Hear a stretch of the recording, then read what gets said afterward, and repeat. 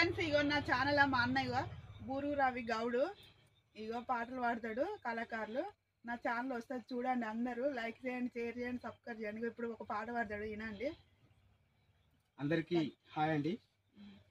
మా చెల్లె ఛానల్ అందరూ చాలా పెద్ద ఎత్తున సబ్స్క్రైబ్ చేయాలని కోరుకుంటూ, నా పేరు రవి గౌడ్, మాది తాటికొండ గ్రామం, స్టేషన్ గన్పూర్ మండలం, జనగాం జిల్లా.